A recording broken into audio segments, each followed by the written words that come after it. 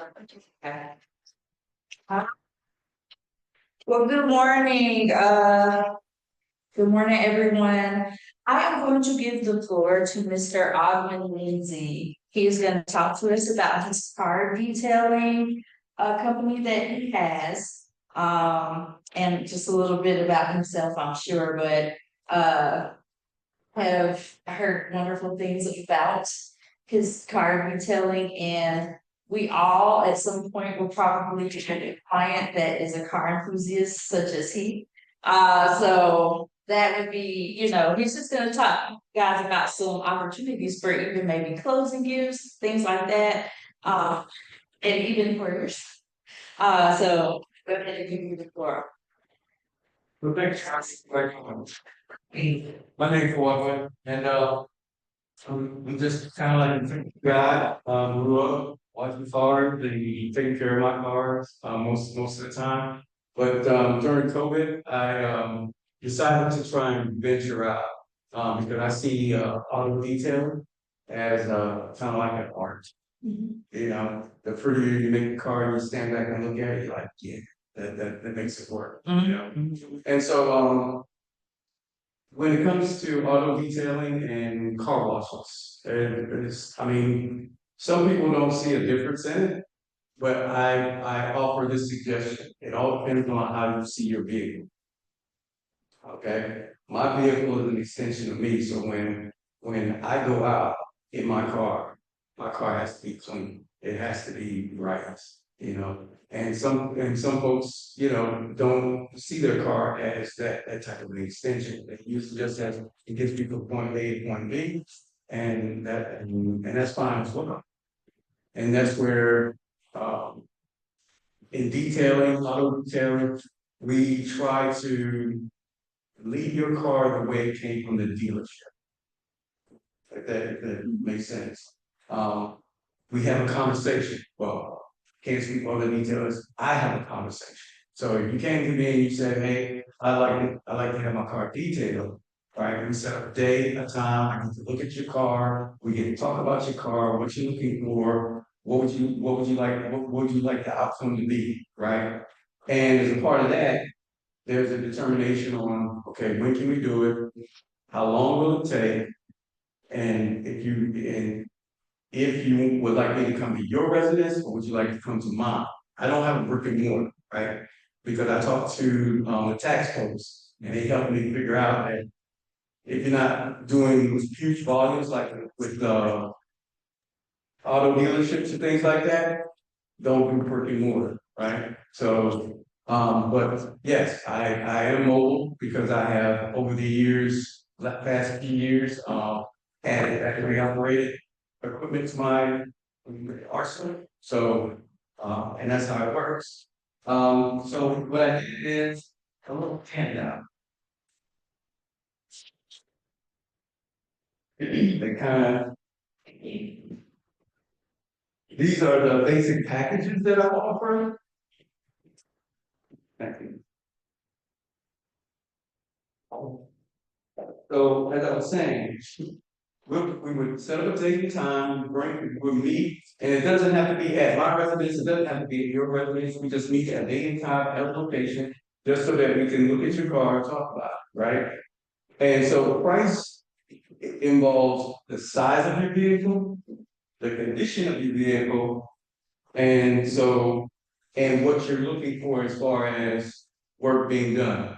You notice I got the basic wash, right? So say you came and you said, "Hey, I just want a basic wash. I got this amount of time and I need to move on, but I want to get this cleaned up a little bit, right?" So there's a cost for the basic wash, and if you want interior, and then from the basic wash, if you want to go up to where we're talking about polishing, paint corrections, and things like that, then we have a more detailed conversation regarding, can you leave the car and how long can you leave the car, right? Because I'm not the guy that you want if you're looking for the can you get it done in an hour based on what you want. If you say a basic wash, I can get that done in an hour, right? But even when I do a basic wash, I still add a little flavor to it. So like a basic wash, you usually don't get the wheel treatment, right? But I kind of throw extra in.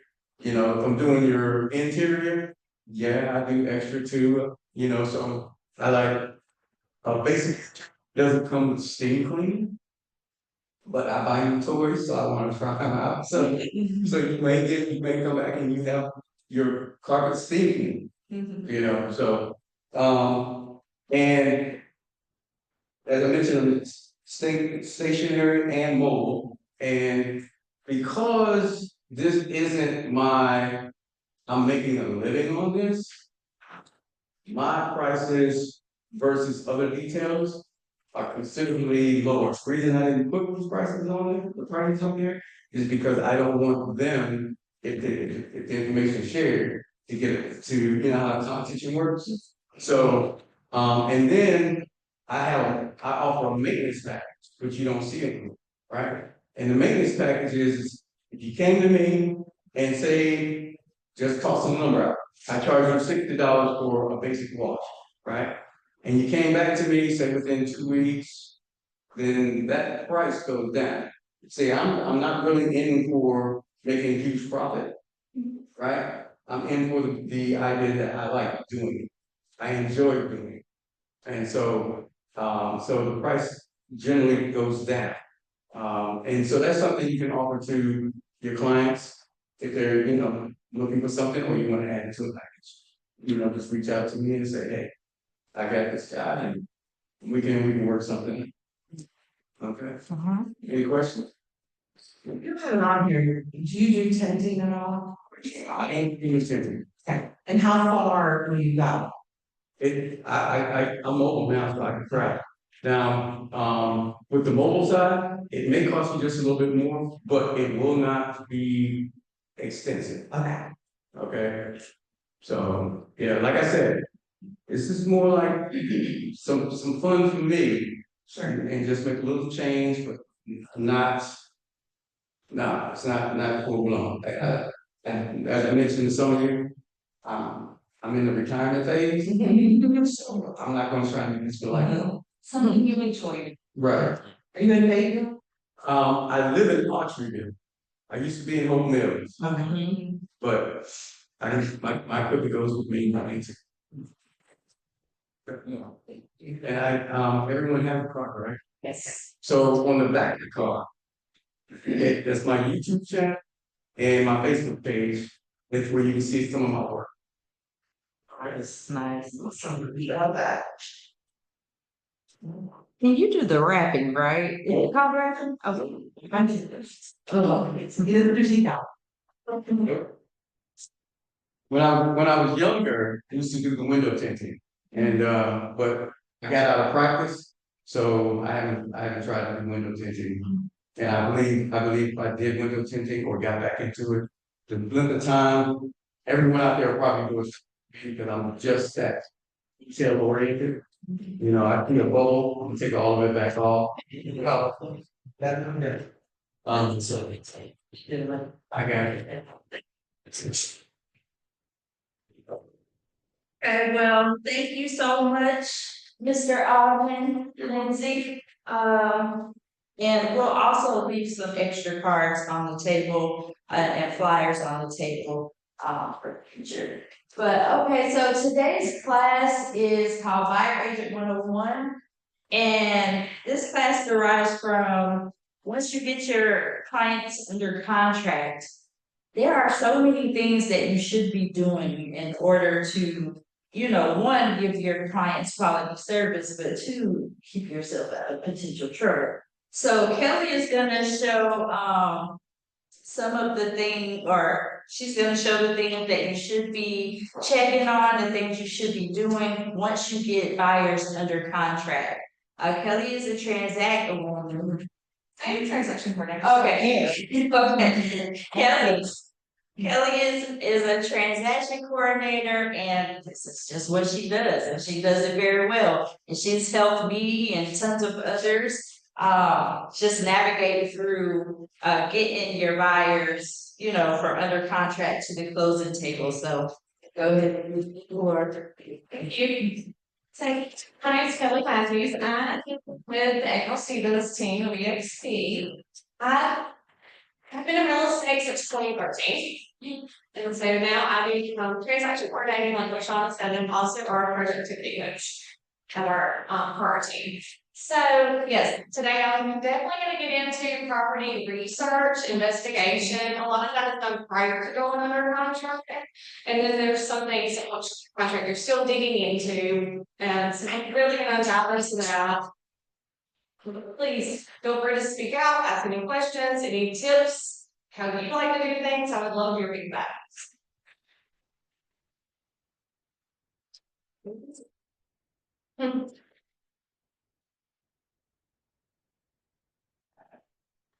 And we're going to discuss fire agent responsibility, setting expectations, and helping prevent issues. And the huge part that we all know is communication here in real estate.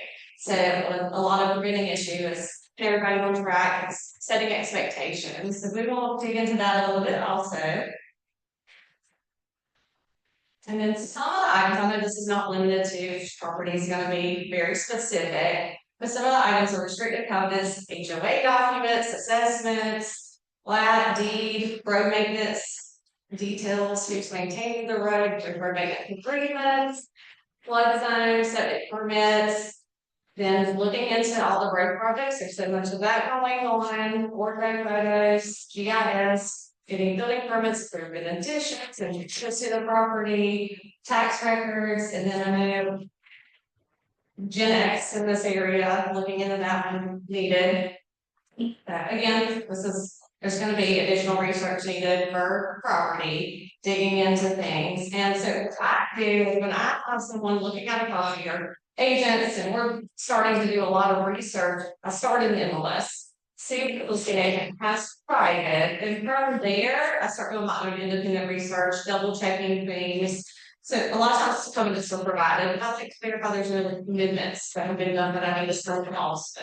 So we're gonna actually dig into that on some of the county sites today.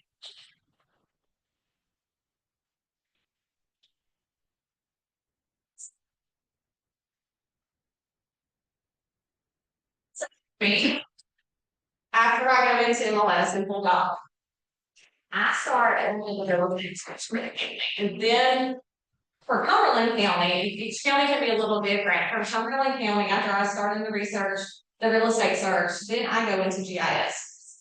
Cumberland County's GIS copy tool has a lot of information there on the deed.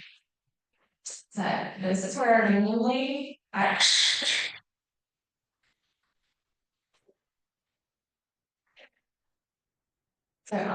first, this is the property I'm going to think today. And so if we start at, this one has a lot of information under the document section. So they do have, the plot plan, the septic permits already here. I know unless you guys have a different, in for Cumberland County, for us normally be a septic permit. I don't know. You found another way to find it. It's just a note in the back. So yes, emailing to ask for that, sometimes it's already provided, which is great that it is.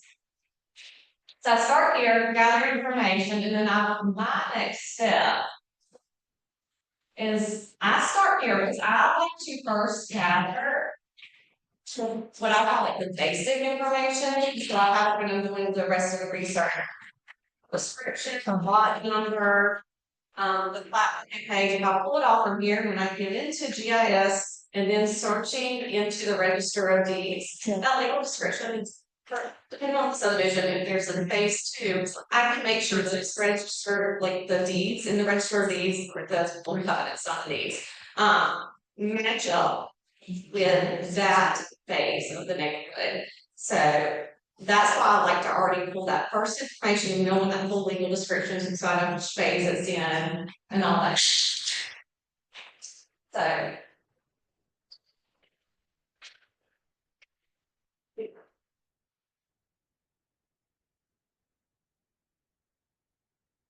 hopefully this pulls it up with the full address. Normally the more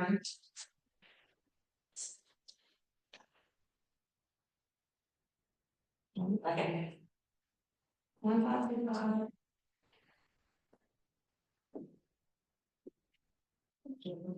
Oh, I'm not on address, sorry. Thank you. It's like my permission. I was earlier and so. Okay, perfect. So this is where I first start. And I gather a lot of my information from. And then from here, I don't even print it, I'm still a paper person, I like to print and have it beside me as I'm doing research, and I know everybody does different. But then from here, I will go to GIS, after I pull a lot of information from here. I go into GIS, so I know, are you all familiar with this site? Is this one that you use? Or do you go straight to GIS? Also, you can go to Realis. I'm sorry? No, I say if you go to Realis, also you can get a lot of information. Mm-hmm. They analyze it. Yeah, I actually go through these and I pull the different information as I'm going through it. That one doesn't have, this is new construction. And it's probably not gonna have the improvements yet. But then it'll give, you can start seeing the lease owner, if there's notes, like a lot of times when the home has like been added on to permit notes. These sections too, which is nice. So I just kind of start here to get a basic overview of the property and then I go into GIS and everything is a different. It's kind of just what works for them. Here.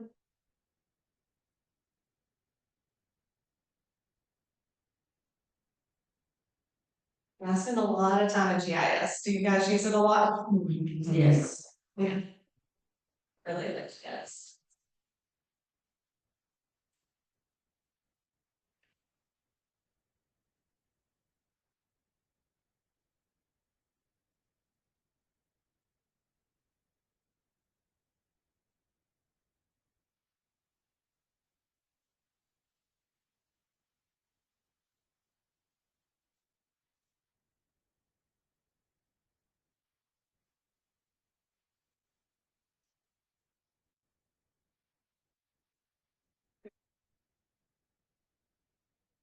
So from here, that's where I am pulling the plat. And when I'm looking at the plat, I'm also looking to see if it lets me know if it's a public or private street. That helps me know.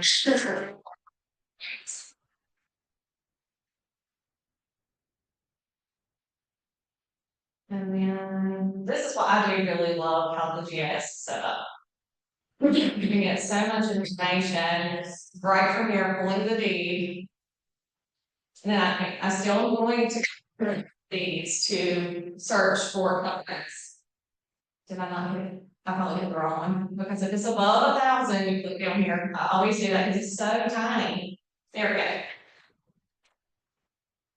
So then that's part of what I'm always searching for, the deed, plat, covenants, and then there's a lot, but I'll hold all of this in my file. Whether that's paper copies, just back to, so then if I see that the name is not matching up, I'm reaching out to the listing agent to have that conversation. That why, like the seller's name on the property disclosure is not matching up. Because it could be a mistake, you know, different reasons, but just to start having that conversation.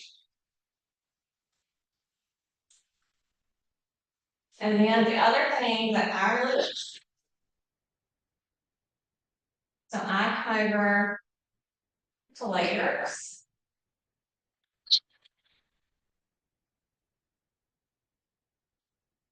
And then come down to image.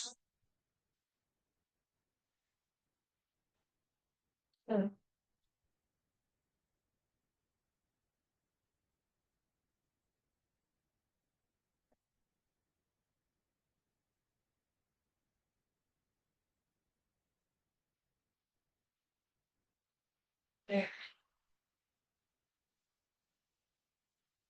So again, this being a new construction, they haven't, it's not showing the home, this is how we get the aerial view of the property.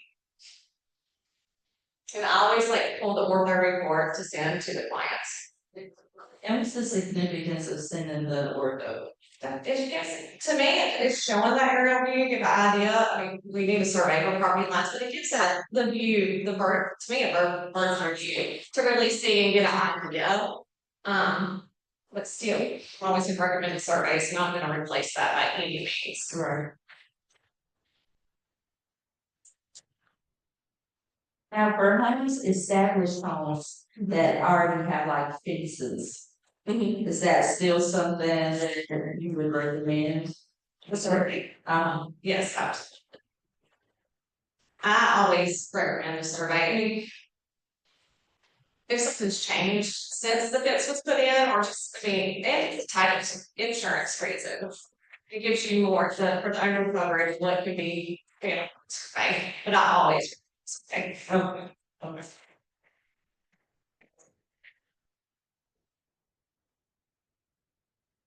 when we come into the register,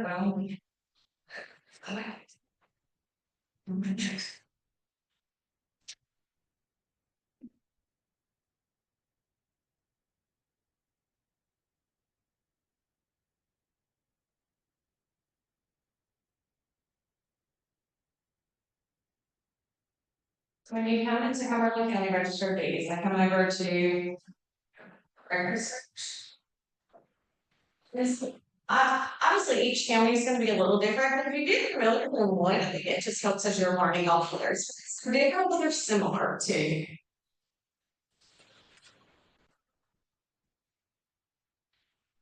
And then after you acknowledge disclaimer, I go to full system index. And so when I'm searching for covenants, then I am going to change it to non-human. So I can put in the neighborhood name. This one for this property is Tarrant Estates.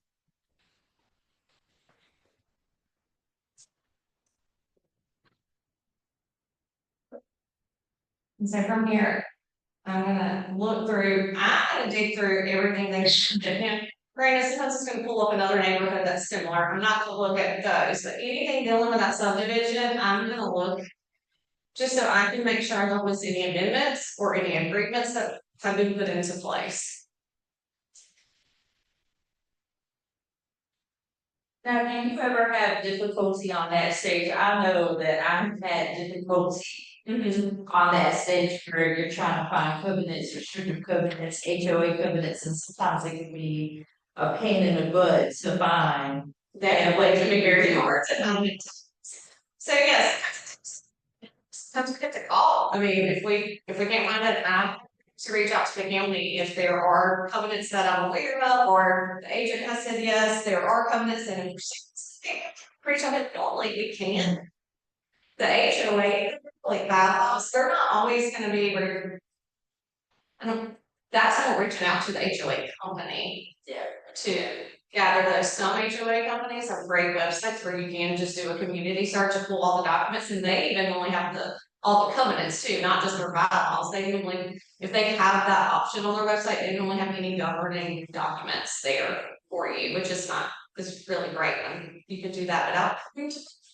But there are still many that you just have to call to get that information. And the list agent might already have it, or the seller's provided it too, potentially. But if not, then reaching out. But even again, we also to double check just to make sure there's not an amendment or something missing. I still am gonna go in. I'm gonna download that they put in the list, but I'm still gonna do my own independent research too, just to cover my bases.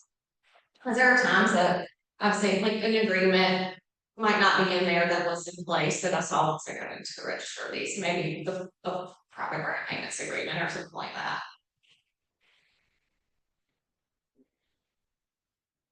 But then I always obviously save this with my file, but send it to my clients too, just so they have it. And again, this is research that I really want to do prior to even making the offer, when possible. I want to provide as much information, but there's so much information in there. Like sometimes there's the only dogs you can have, and that can be very important to your clients. Sometimes it's dog breed restrictions we've seen, or whether you can have a backyard chicken, so things like that. But if that's important to your client, they need to be aware of what the restricted covenants state.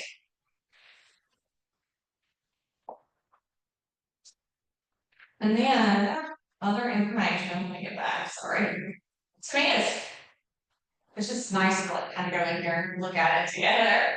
After I pull plat, covenants, any HOA docs, I'm then gonna go and I'm gonna start researching who maintains the road. If anyone, I know we sometimes run into roads that are not maintained by anyone, and that's information we need to share with our clients too. But so these are different sites you can go to look that up, and then also NCDOT projects. And I'm happy to send out like the links to these later. I was originally gonna print it out, and then I was like, I'd rather send the link so you can click it, make it just like. But the public streets information, secondary road base lookup, they do the same thing. I just recently started using the public street information database. To me, it just provides a little bit more information. I learned about it recently and I've started to dig into it. I'm still getting used to it. But before that, I'll just use the secondary road database lookup, and then go into NCDOT to really research if there's any projects coming, road work projects near the property that we need to be aware of, that maybe I'm just, you'll know about big projects coming, but you might not know about the smaller projects. Normally we know about the bigger ones. So I personally, like in North Carolina, for years, all we talked about was the new 540. So now it's being built out, but for so long we really discussed that, and we would go and see what was gonna be to it. And so I know there's different, it's just really good to stay on top of what's going on in your communities and really knowing the area you're servicing so you can provide this information to your clients. And then of course, NC flood risk information to see about check on flood zones and different things. And then if it isn't a certain flood zone that you need to know more information on, I think it's great to have an insurance agent you can reach out to.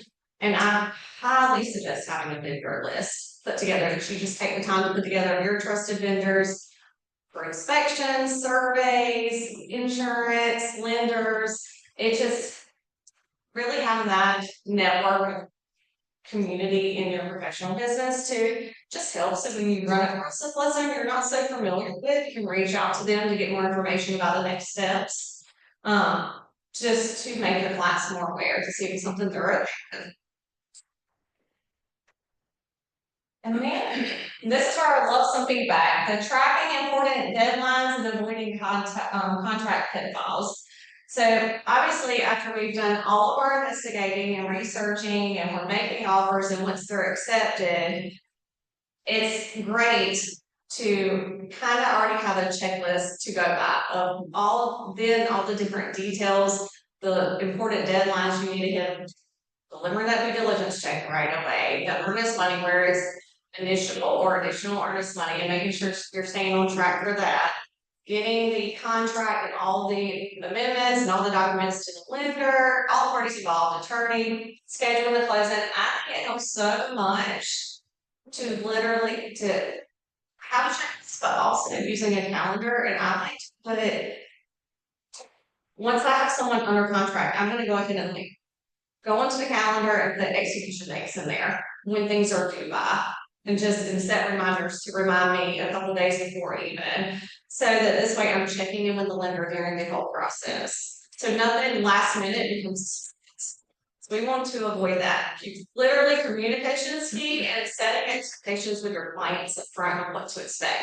Because you do not want to get under contract and be like, I need to pick up the due diligence check. What are you talking about? So like if we're upfront, just having these full conversations. Obviously are as you're drafting the offer too with them, filling it in, discussing what they want to offer, but just making them very aware of the next steps once it's accepted. So no one's caught off guard about it's Saturday and the agent's asking where the due diligence check is now that the offer's been accepted. So if we have a game plan from the beginning and just that communication, then we avoid a lot of those overwhelming moments that can happen. It's such an emotional thing. I mean, it's normally their largest investment. Yeah. So once everybody has the contract, all the parties involved and everything is scheduled, like for the closing, those are my first steps, just getting it on the books. And then I'm gonna spend that time scheduling all the inspections, going over the professional service disclosure with them to decide what all they need to do. Reaching out to the attorney to see if they're ordering the survey or if I need to order the survey, because I know some attorneys, do, some do not. After I've had that conversation with my clients to make sure they do the survey, again, I'm highly recommending it, but obviously it's their decision in the long run. So once all that's set up, then we're gonna start going through that due diligence process. And them understanding the due diligence process is so important. The timely getting the inspections done, getting all the details to your lender, your loan application, so they can start ordering the appraisal, so we have it back during our due diligence period. And I know we definitely can still do any inspections outside of due diligence, but we really want to try to do it all, just so everybody knows like where we're at. And for the earnest money part of it, of course, but the more we can get done during that due diligence period, it just helps make decisions, nothing's left to the last minute. And I know sometimes we're going back and doing re-inspections and stuff like that, you know, up to the end. So. And then obviously once inspections, we've done all of our repair requests for credits, however that gets worked out, and checking in with the lender. Big things that I always try to remember, I think it's great to have templates and emails that you're sending out during the process. So one towards the end, obviously setting up the final walkthrough. But the utility reminder, a lot of times last minute people, they're just not thinking about it. So we need to remember to be proactive, reminding them, gathering the information from the listing agent if we don't know exactly who all provides it, checking on what internet services are involved. That's a big one now with so many people working from home. And that's a lot of times a lot of that information. People need to know that up front before they're making the offer if they are, you know, if that's important to them. It's something I started doing, I have my own checklist, but I also make them for clients that include stuff like reaching out to the utility service providers, like once you get clear to close and you know, yeah, so I give that to them once they go under contract. No, I think that's a great idea. So I'm someone who loves the checklist. I like checking it off personally. So it's satisfying to me. So I live by checklist. I still am that person who takes handwritten notes.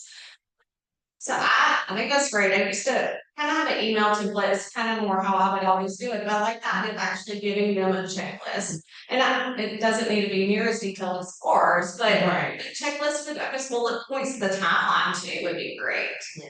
And then even sharing your calendar, like setting an appointment and sharing it so it goes into their calendar where they can accept it. So then they get reminders of like the home inspection time and closing, setting all that. I really like to do that too, because then we're on the same page. I know my calendar alerts me and reminds me, and I need the reminders of things when things are just busy. You know, when you have multiple contracts going at one time, having a system is just going to keep everything so much more organized. And once you decide how your system's going to run, like your checklist, putting it in calendars, however you work your database, and just you get really in the habit of doing that, it's just gonna make everything run so much smoother. Because we know we have like 3 or 4 things under contract at one time, how just hectic that can get, not in a bad way. It's just you're keeping everything on track, following up, and also doing your prospecting for your business too. So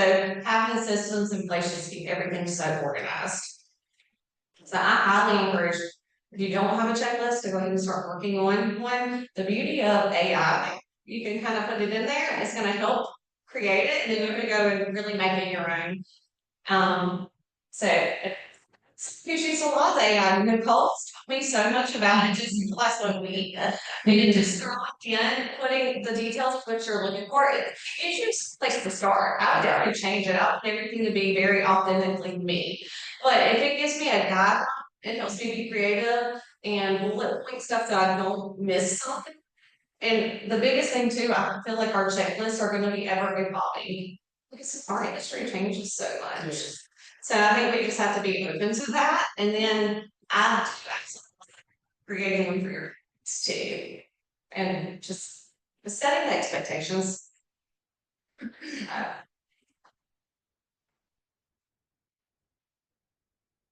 So communication strategies to keep buyers informed and confident, which is what we've been talking about. But I think one, I love to have buyer consultations.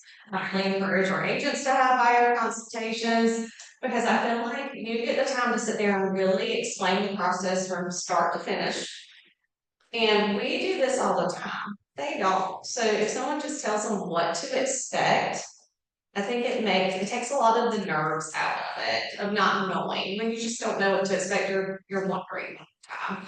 And keeping that very open communication with them. And then I do think it's so important to understand the due diligence process.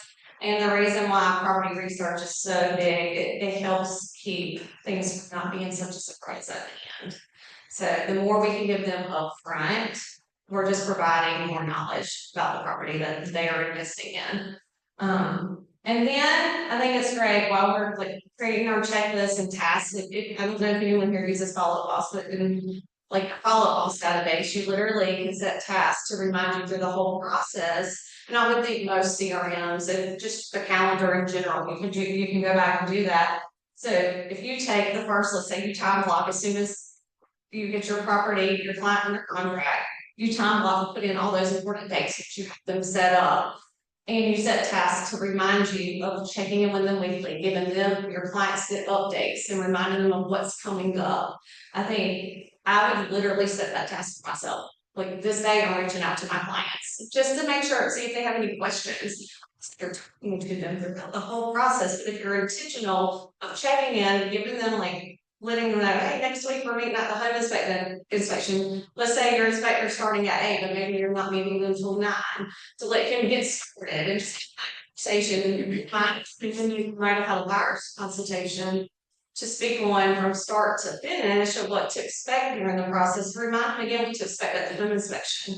And that report's gonna come back long. And we're really gonna dive into it so that they're not, we know they're gonna find stuff. So we really want to set that expectation too. And then find that time of sitting down and really going through the report with them and guiding them through the DDR cases.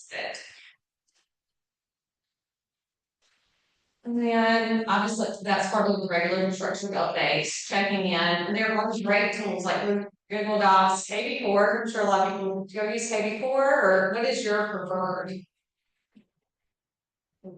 So KB4 is another type of like CRM. We used KB4 for the last 2.5 years ish. Just recently we went to Follow Up Boss, but it's similar where you can put people on campaigns and you can keep up with them. Follow Up Boss to me, how the benefit, both are great. It's just each one has different things. We're just currently using Follow Up Boss. So for me, I put everybody in there and I can see when's the last time I communicated with it. Keeps up with all of that, which is great for me. When I'm going back and looking at like lead generation and things like that, prospecting. But it can track progress too, which is great. You set up those task reminders for you. You can set up even, so you hear automations, you think like drip campaigns, you can set up automations that literally give you tasks depending on how you tag your clients, what stage they're in. So, which is really nice too, but it just helps keep you on track.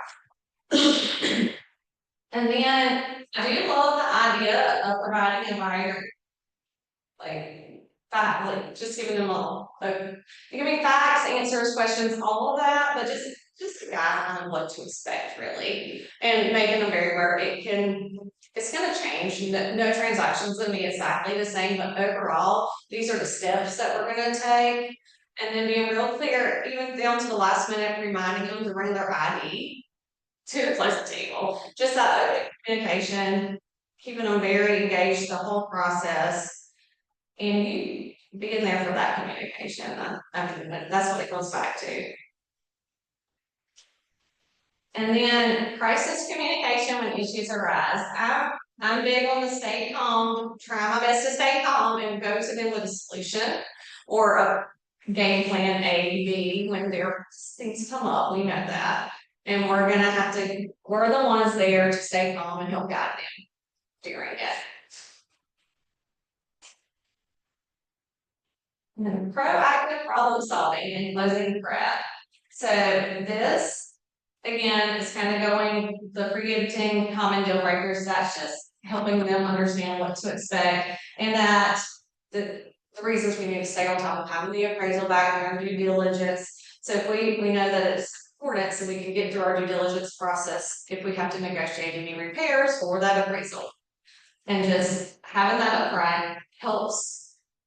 If they understand the process, it's gonna help with less difference to me.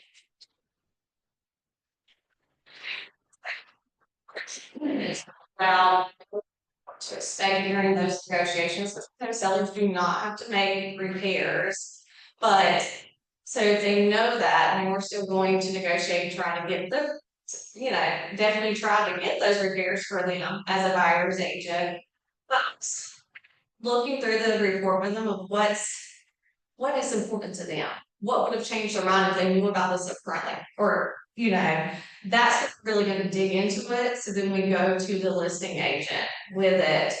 We can be very specific of what we're asking you, because that's so important too, just being so specific and then knowing what is most important. Because if you send over everything on the list, I mean, you're gonna do it in the long run with your client, but as we're advising our clients, we're really digging into what's, so we can focus on getting that credit for that repair negotiation or credit. If we're asking for a credit over repairs, I highly recommend getting estimates to show where coming up with the number you're asking for. One, your client really needs to know what it's actually gonna cost them. And I also, that can be hard with contractors, but if you can get more than one estimate, that's great too. But I know sometimes we're on a tight timeline too, so, but that's where we come back to that vendor list, the relationships you have will help with that too, as you grow that. And then, of course, that again, checking in with the lender, making sure no last minute things, the whole time we're checking in with the lender. I would be reaching out weekly to the lender, being like, is there anything you need from me or from my client? Because sometimes we'll have them come and say, well, we've been waiting for your client to send this over. So if we're aware of it, we can help check in on that and make sure it's been done too. And making sure the CV's been sent out so many days ahead of time so that doesn't hold anything up. So just weekly check-ins, but really closer to that closing date, really checking in, even a little bit until we know that we've heard the attorney has the package, the loan package. And then coordinating the final walk and making sure that any repairs negotiated have been completed. And then I'm big on telling them what to expect on the closing day. I have an email, remind them to bring the ID like you talked about, but just really setting expectations for that day. And then when you're done, truly celebrating it with them. I mean, this is such a personal decision. I know this is our business, this for somebody. So just keeping that always in mind. And just celebrating their success of that closing. I would love to hear how any of you guys really any checklists, like LaShonda likes to use checklists, anyone else likes to, or any certain emails they really like to send out. My team just uses Excel spreadsheet, right? An Excel spreadsheet? Yeah, and there's the off and stuff, who did it. That's a great spreadsheet. When you have more than one person working on something, it's better, have something else. Something they can share and I'll look at it, and it's probably a little bit document, so if someone makes a change, they can see it. Yeah. I have buyers, their contracts. Like certain emails, like an email congratulating them for going on the contract. I've already spoken to them on the phone at this point, and it'll say kind of what to expect next. I love that. And then that email as the process goes, I'll copy it and adjust it some, like, cause we've done this and this now, Transaction where you adjust it, so like this is done, but here's the next step. I love that. I love that. Yeah. That's also the way that I'll introduce them to you on the email. That's very Yeah, it's my transaction coordinator, don't worry, you don't lose me, you just get the benefit of her experience as well. It helps us with the paperwork, so that way they don't like, what's happening. Transition coordinator, once they go on our contract and everything goes to me, I know a lot of the stuff has already been sent to their client. That's the contract, but I'm gonna create my own congratulations email to send to the clients, copy of the agent, and in there, I'm gonna put. So this is why I do this. So during the transaction, before you go into a contract, you're sending them information as you're binding it. You're looking at comps to see, to help them decide on their offer price. You're probably sending that over to them, you're sending over covenants, you're sending over the plat, any documents in MLS, all that research you do prior to even making the offer. So once it's under contract, I like to send that email that has now the executed contract, the RPD, the MOG, any addendums, plus covenants, plats, so they have one email to refer back to that has all that information. And then I'm gonna, of course, copy the agent on it, and then that's me introducing myself, and then from there, we get it to everybody else that needs to. Yeah. But so even if you're not a TC, you're going, I think it's great to put all that into one email, even if they've already received it from you. And then you kind of have that thread of emails to work off of during the transaction back. And then if you need to scroll to that top email that you sent, you can easily get back to one of those documents if they call you with questions. I do that all the time. So I'll go back to my congratulations email with that property address, and I'll go back to that first email and all my attachments are there. When someone's on the road and they're like, hey, can you shoot this over to me? It's right there in that thread. So I love being able to keep it in a thread. That's my other little tip that helps a lot. So yeah. Does anybody have questions or anything? No, this is great. Yeah. Thanks, Sarah. And you'll send us line of transportation to us? I'll have that sent over. I just I need your email. That one site for the database, for the roads. I like it. I would get in there and just play with it. I like researching things. I was someone who would go want to just play with it, but and I think it makes it easier when you are trying to dig in. The more you play on all these sites and get to know them, it just makes it so much easier when you are figuring out or trying to get everything out. So. And when it comes to looking up like future projects, like you were saying for a long time, 540 was a thing for you guys. What do you recommend to be the best source to make sure that you know of things like that? I go to NCDOT projects, and you can normally put it like by the county and start narrowing it down, and they'll even have like post projects there. Like I have to get back one and see the exact terminology they use, but there'll be more like high profile ones they'll show, but then there's other places you can go to look and dig a little bit further. Also, I'm finding all the information. I will pick up the phone and call whatever department, these out of the planning department and run questions and stuff. I will quickly pick up the phone and call. Used to, I would just jump in there. Sometimes I'll start not like Marvin building a news. Oh, just call me on this time. Because if you just need the information, I mean, I do the best to gather everything I can for my client. And so most people are extremely helpful when you and they'll help you find any document you're looking for that they can find. Like comments and stuff like that. They can be sometimes they really bottom line. Just depends. Alright. Thank you so much, Kelly. It's some way over here for you guys watching there.